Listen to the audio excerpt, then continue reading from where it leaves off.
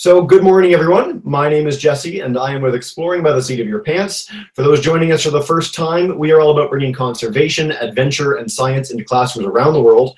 And we're particularly excited this April because all month long, we are celebrating and showcasing climate change research from all across the world. So that's all because of Environment and Climate Change Canada, who are sponsoring us for this incredible month of climate change hangouts, and then year-round as well. So we want to give them a big thanks.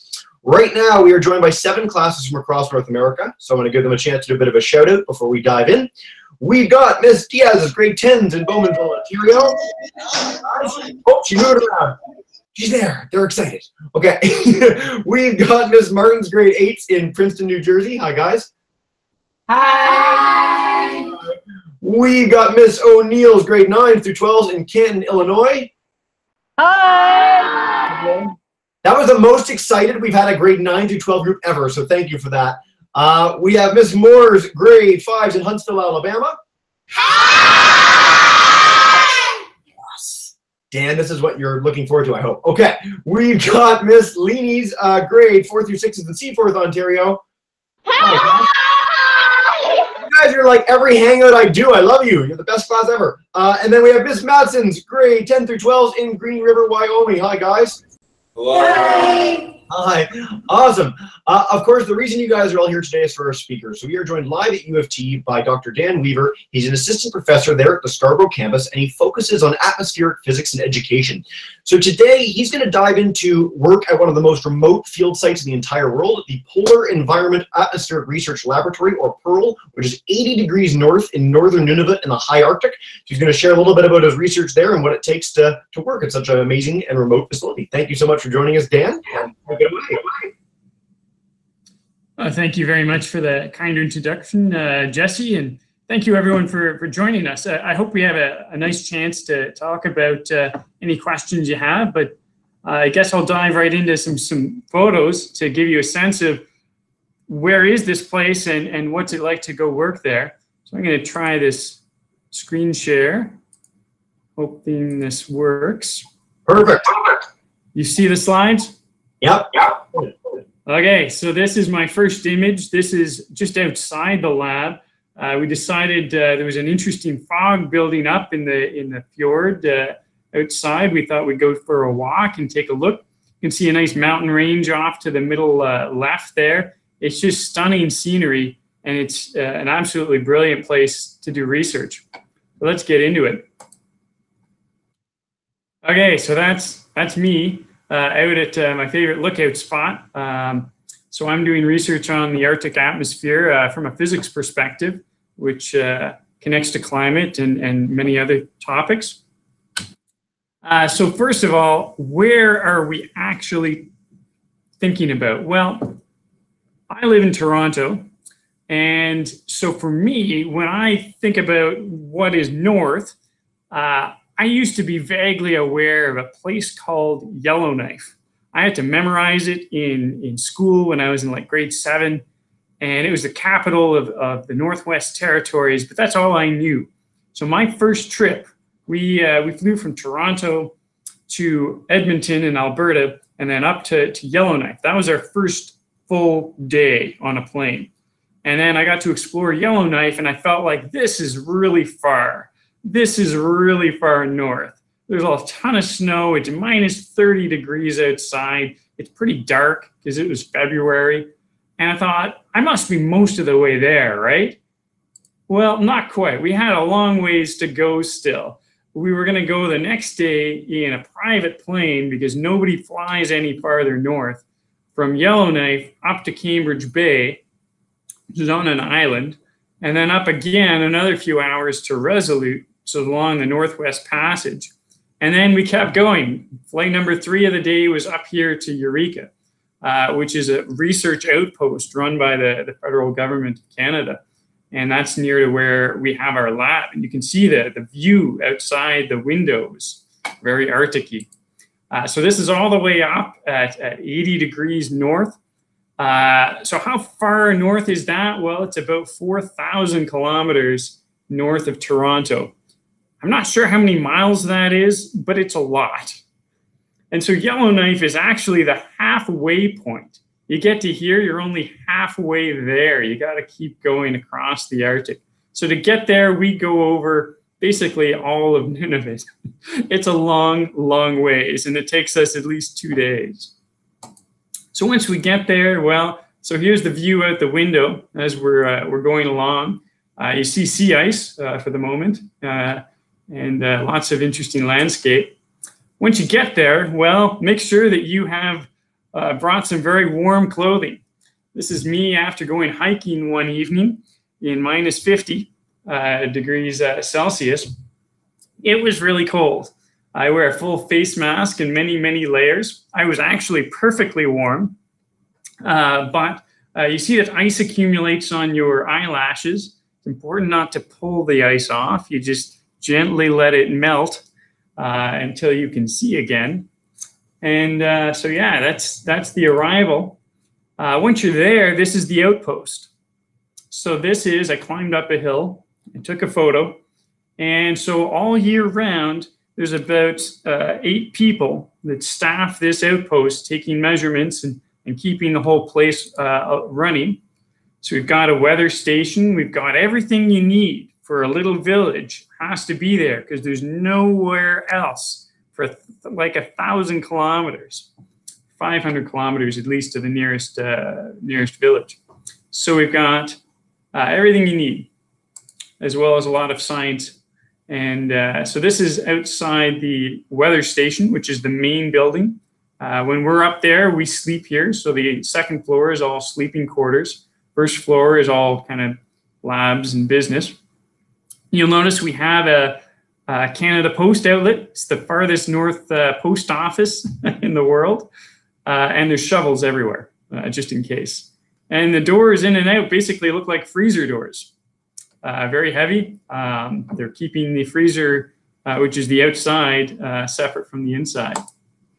Now, twice a day, they launch weather balloons. You see a giant weather balloon filled with hydrogen gas, and those carry a payload of different sensors that measure the temperature, pressure, how much water vapor is in the air. And that goes up to as high as about 33 kilometers, so into the very stratosphere. Now, that's one site out of about 1,000 all over the world. This is one of the most international scientific efforts ever.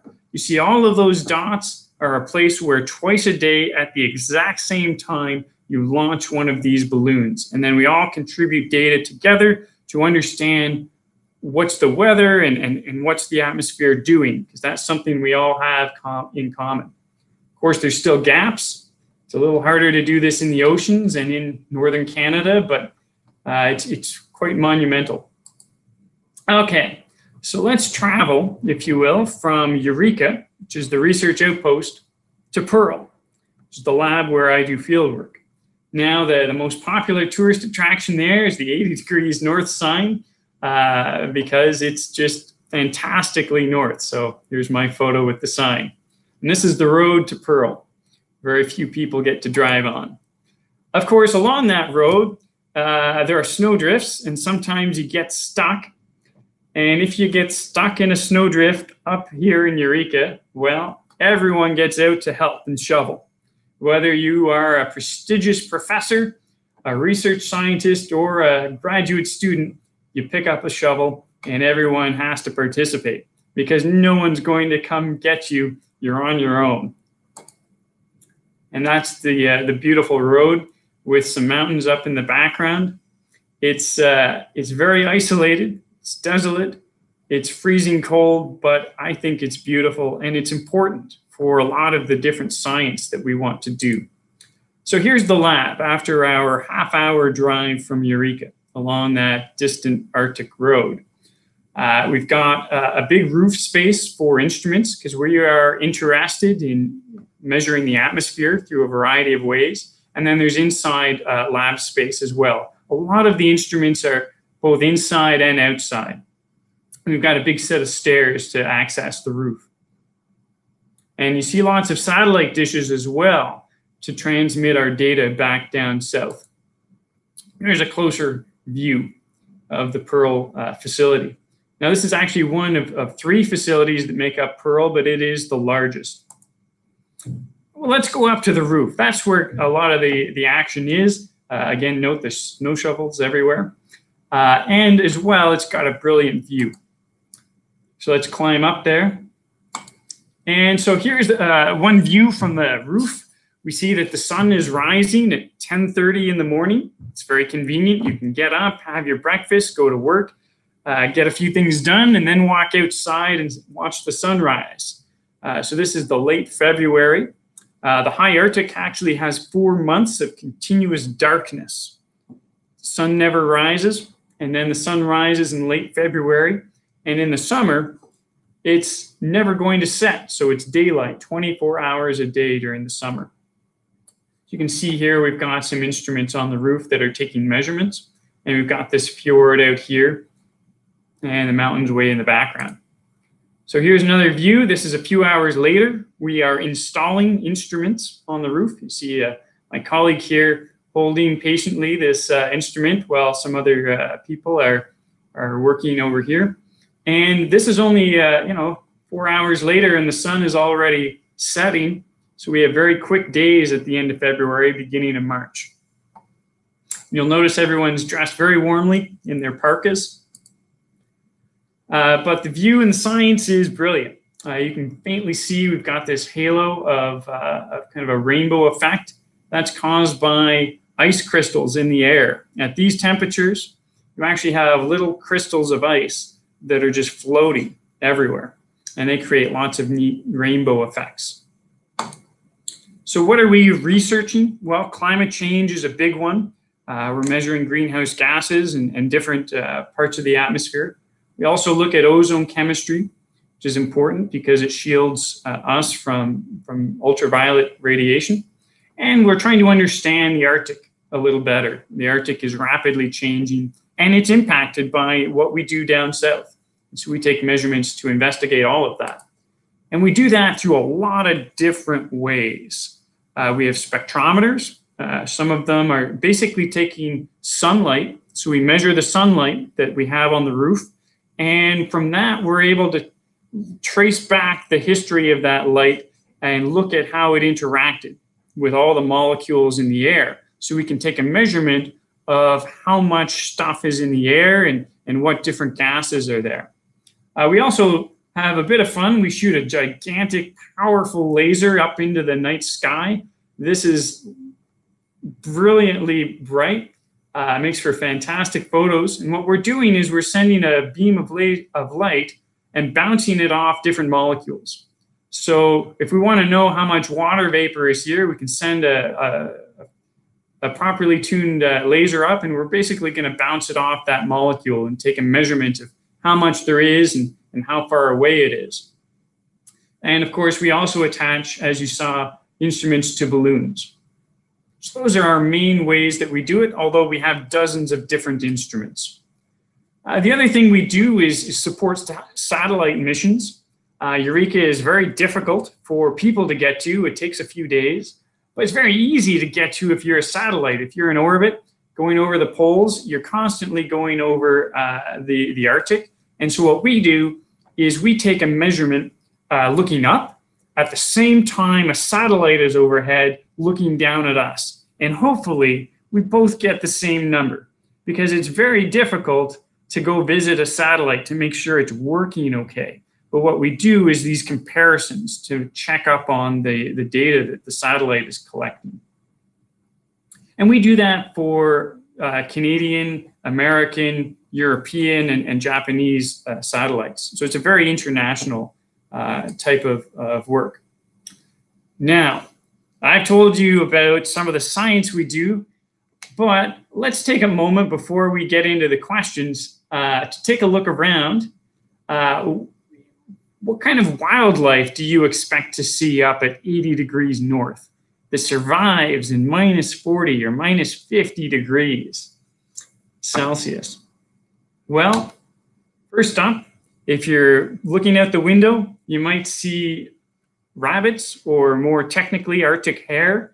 They're quite abundant, and they just scratch off the snow and eat the little bits of grass that are still underneath. They're very cute. I've snuck up on many Arctic hares over the years. You also might find Arctic foxes. They're very curious animals. They'll come take a look, but then they tend to run away. They're a little skittish, but also very cute. As you can see from these photos, when I was lucky enough to get a little close and snap a photo before he ran away.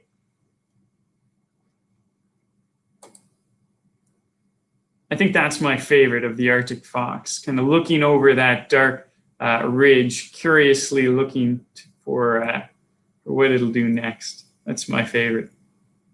Now, we also have a whole wolf pack up at Eureka. And I've been very fortunate to see the wolves.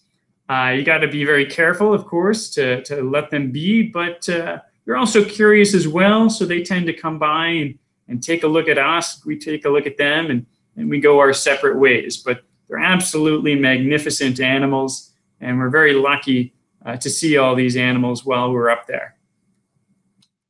So thank you very much. That's my set of photos and my brief story. And I'd be very happy to answer any questions and things you want to know more about.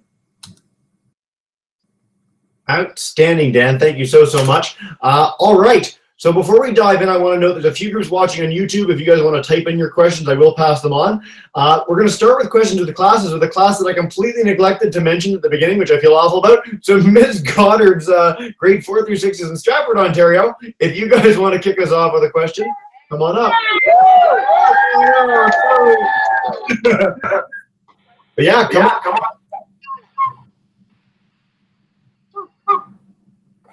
Yeah, if you have or not yet. Okay, that's what we'll do. I'll be right back. Okay. He's a tech guy.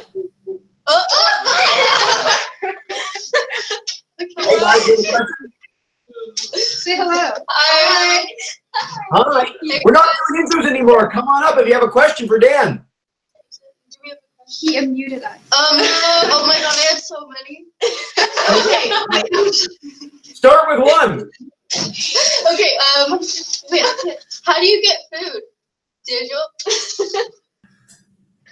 Okay, food is flown in to Eureka every few weeks. So we're lucky that the Canadian government has this research outpost because it has everything that we really need in order to have campaigns for research. So they have a facility there for making electricity, which we need, for sewage, because we need to use the bathroom, or for food. So we eat at the weather station. Now, fresh food tends to be right after the plane comes in. And then after a week, you don't see any fresh fruit or vegetables, and things turn into frozen. But they've got a big freezer, which is all of the outdoors. So there's always lots of frozen food. Awesome. All right, we're going to go back to Ms. Goddard's class. If you guys have a question now, come on up. And Dan, if you want to come out of screen share so we can see you, that would be awesome, but no worries. Okay. I had a question that at Eureka and Pearl, what are the signs of climate change in the area? Dan? Yeah, so we're quite far north, but what we do, for example, those balloons that take measurements twice a day, sometimes more often than that, have been done for decades. In fact, this site was created in 1947 initially, and there's a long history of the US and Canada collaborating in the high Arctic. So this was an example of that, where we had both countries working in the 40s, 50s, and 60s to set up a network of these stations. And so we have measurements going back, over 60 years. And so I've looked at this, and we see that overall the temperature, for example, is increasing over long time periods quite significantly. We're talking, in the Arctic, we're talking about a few degrees, which is much larger than the global average. And so this is something called Arctic amplification, which means that the higher latitude you go, the more quickly we're watching temperatures increase.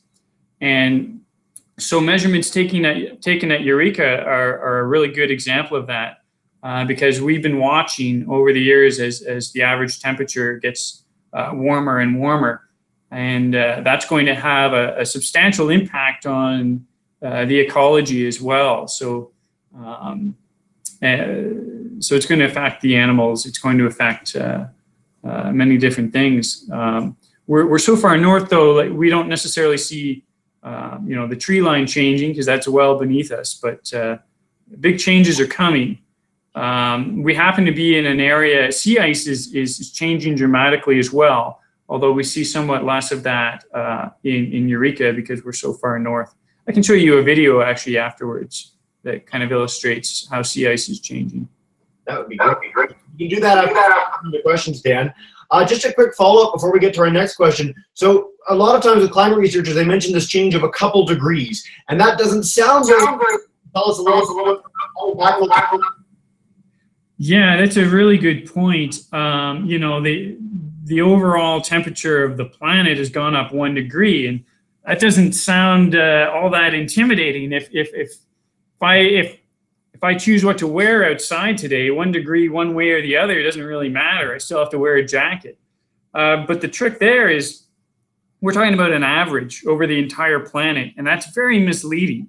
One of the reasons it's so significant is that the change in a particular location can actually be much larger than that. So when we're talking about the Arctic, we're really talking about a few degrees. And 1 degree or 3 degrees or any of these changes have a very big impact on many things. The range of insects, for example. Like in Ontario, in Canada, we're starting to see insects that we haven't seen before moving northward. That's impacted our forests out in the west. We're seeing an influx of ticks in Ontario. I'm not a fan. and so we see changes, even with small overall temperature changes. We see differences in our forests, in the insects. We also see big differences in kind of atmospheric phenomenon that impact the way that water moves around. So even a small change in temperature can change droughts, can change how much rain falls in particular locations. And so all of this is happening, and some of it's very regional instead of global. So some areas are specifically getting an enormous amount of water all at once, and other areas are getting a lot less. So it's an interesting field, because we're understanding more and more that small changes in temperature can have large changes on things like precipitation or the range of different animals and plants. Excellent. Thanks, Dan. Even the older students in some of the classes might have seen weather changes in their lifetime. Certainly in my lifetime, we've gotten a lot more storms. Every single year seems to bring record droughts, record heat waves, record storms. So it's really good to harp on that point. Let's dive in with Miss Martin's class. Oh, Dan, guys.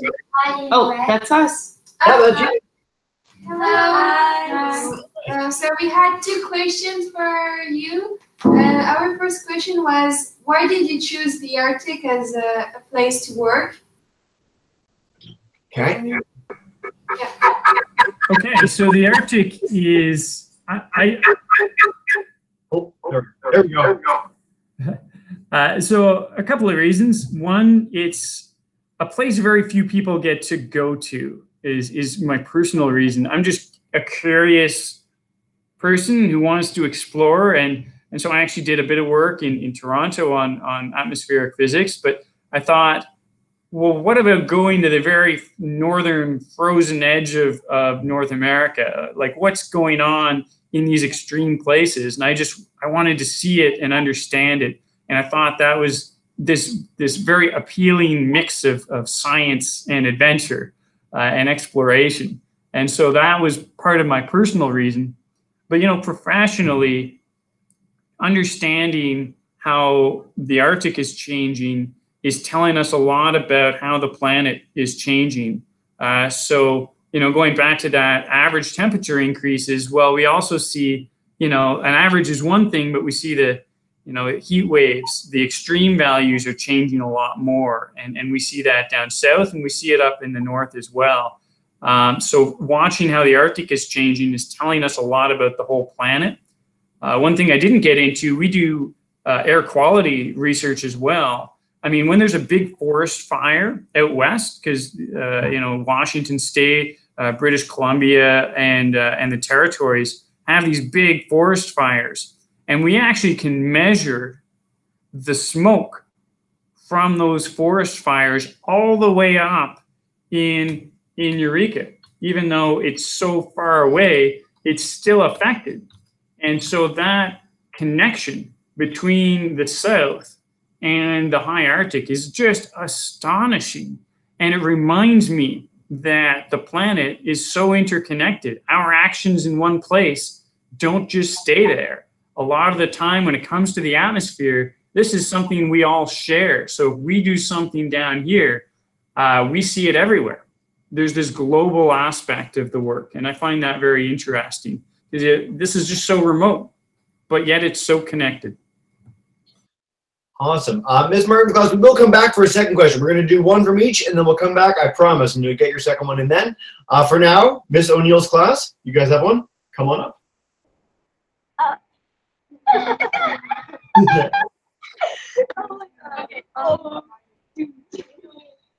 Don't be shy, all good. No bad question.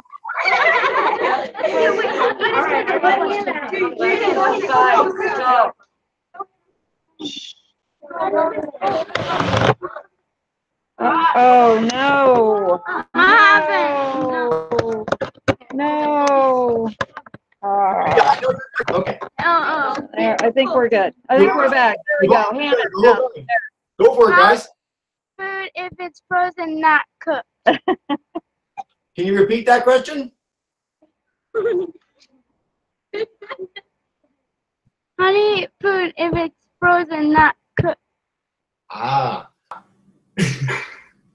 How are you cooking? Dan? Dan?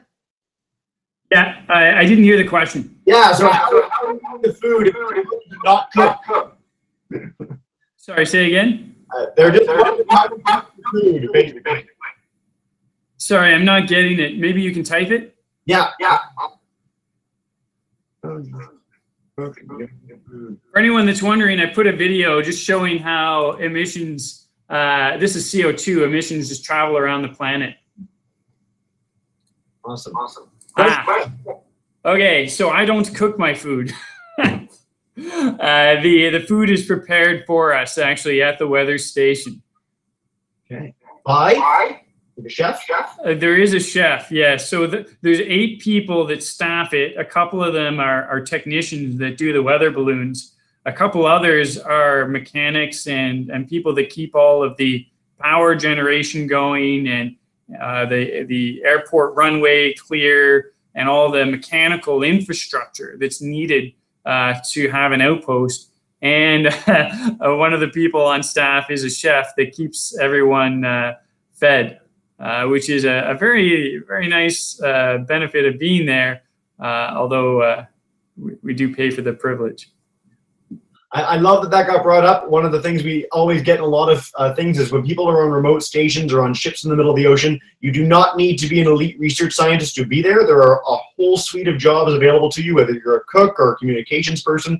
So if you guys are interested in places like this and experiences like this, there are lots of roles that get you there. All right, let's go to Ms. Moore's class. Okay. Hey. Hi, lady, go ahead. Go for it, guys. Okay, let's go, Landon. Go straight over there. We wanted to know what's your favorite part of your job. Whoa there. Hey, Dan. Favorite So I didn't hear the question. What is your favorite part of your job?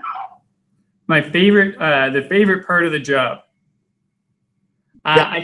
I think the favorite part of my job is it's hard because there's so much I like about it, but I think just being able to see parts of the world that very few people get to see, and not only see it, that's only the starting point, right?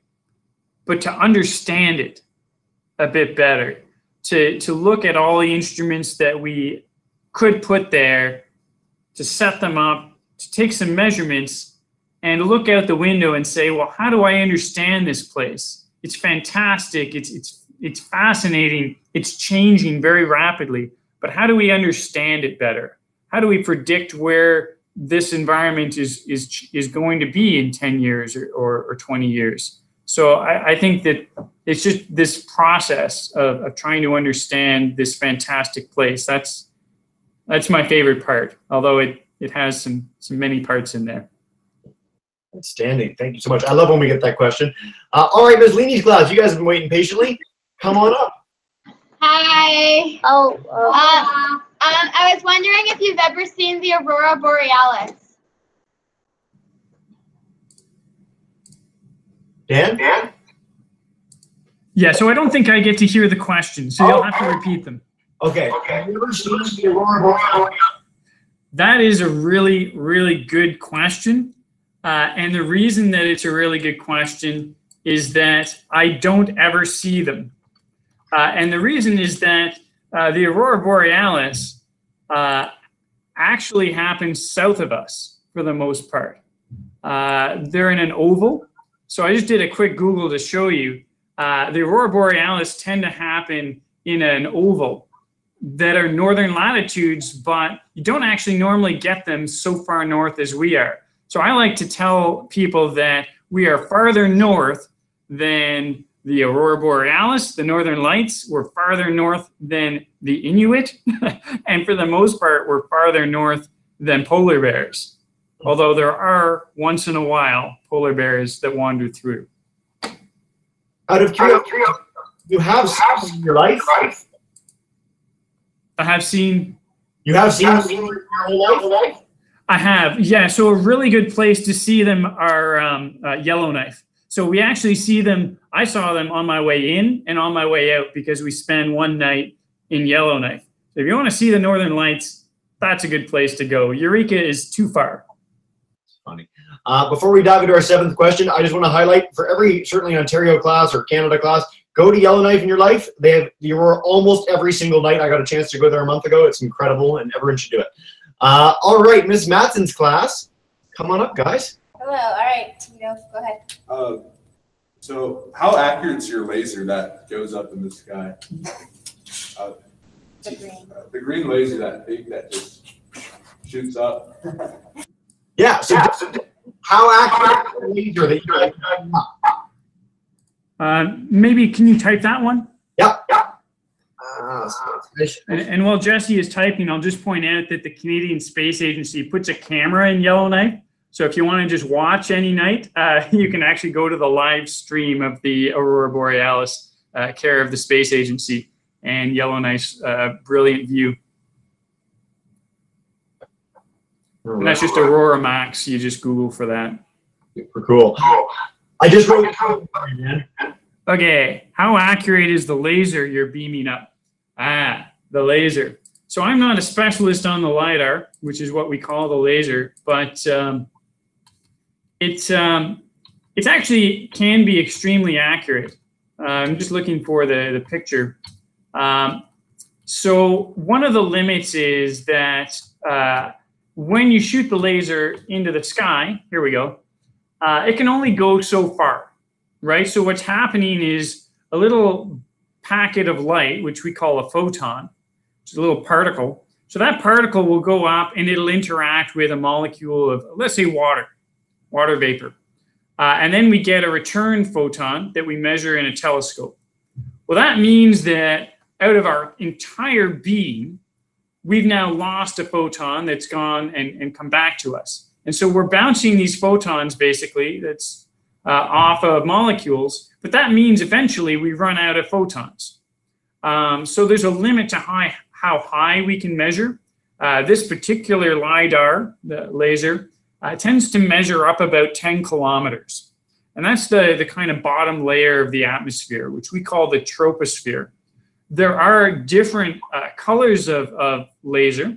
So if we do this in the ultraviolet, we've got an ultraviolet one as well, but you can't see it in my camera anyways.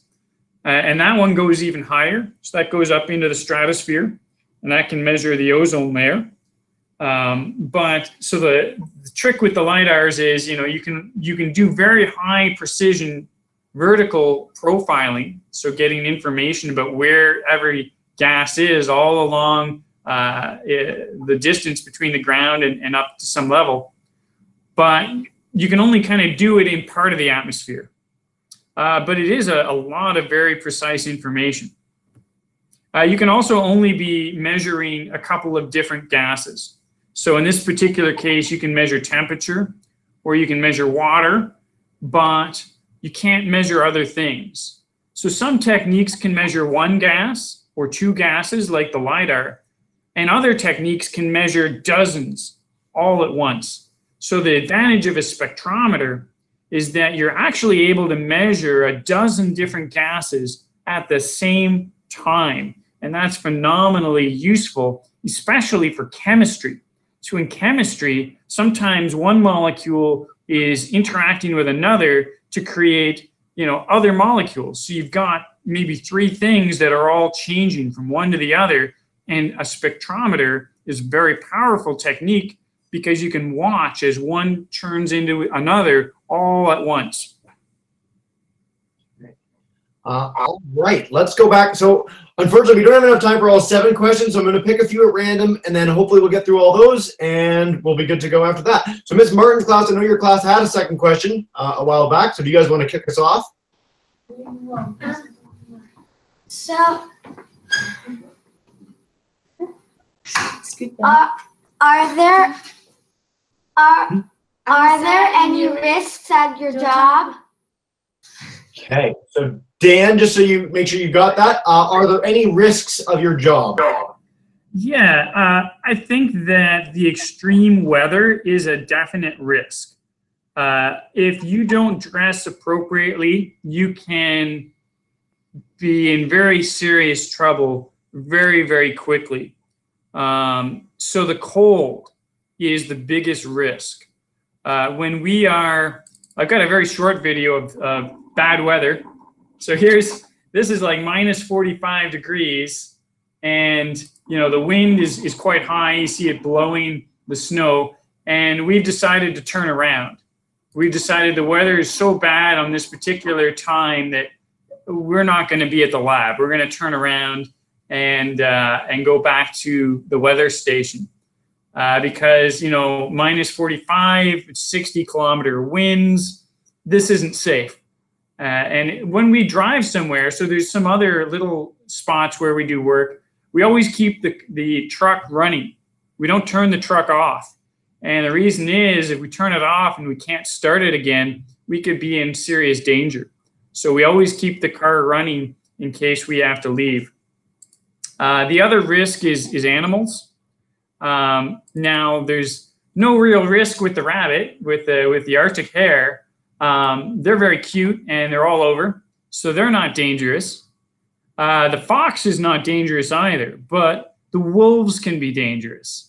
So we want to be careful around the wolves, and we also want to be extremely careful if we see a polar bear. Those are very phenomenal animals, but very dangerous. I've never seen one. They're very rare that far north. But I'm happy about that because if we saw a polar bear, we'd have to stay inside until it was far away because they're just too dangerous. One of our recent hangouts talked about people are going to be living in northern Norway, and they've actually built like a reinforced bunker with giant logs to protect from polar bears. It's not something you mess around with. Great question, guys. All right, we'll take as many as we can. We'll see if we can do these rapid fire. Ms. Goddard's class, if you have a second question first, come on up.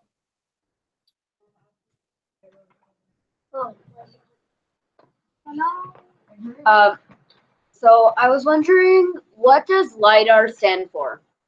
Okay, so Dan, what does LIDAR stand for? That's a really good question. I'm not a LIDAR specialist. I'm a spectrometry guy. So I'm pretty sure it's laser is the L, and detect and ranging. I think it's laser. I don't know. Light. We'll have to light detection and ranging. Yeah. So you almost got it. There's so many. I get used to the acronyms. Science is full of acronyms. Good question. That's funny. All right, Miss Diaz's class. You guys have the same. Okay, I'm sorry. How many hours of daylight do you get? That's a good question. So how many hours of daylight do you get, Dan?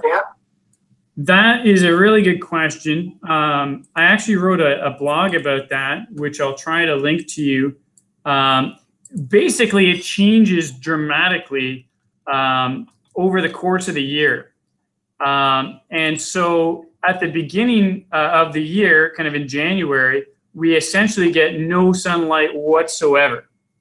But then as the year progresses, so I'll just put this up here. I've got a plot here. So this is the length of a day in Eureka. So we have 4 months of complete darkness. January, February, November, December, there's no light at all.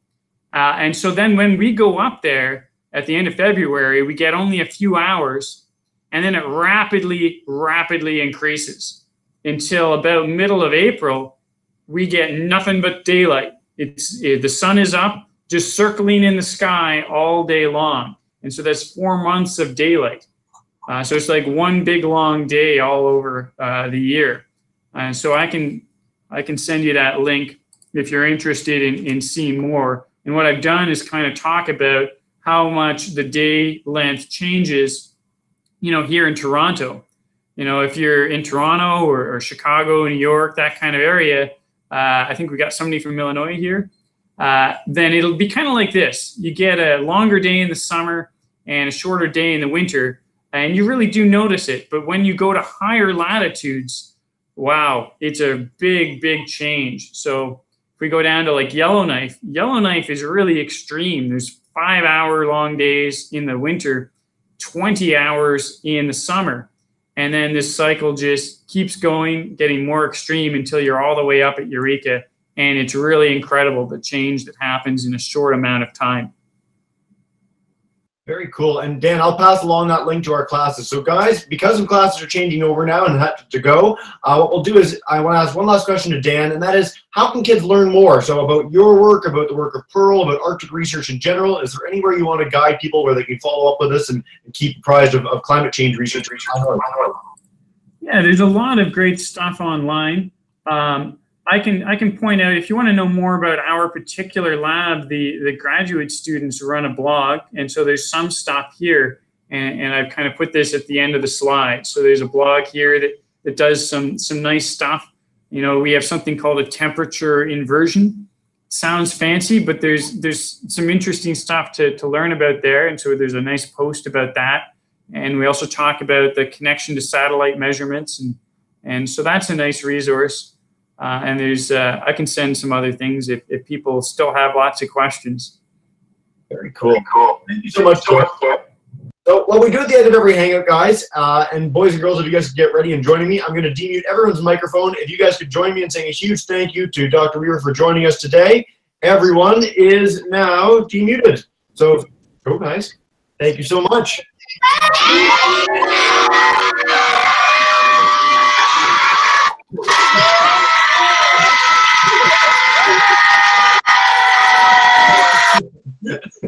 Awesome. I love the enthusiasm. Dan, thanks so much for joining us. Pleasure having you. And thank you very much. All right, guys.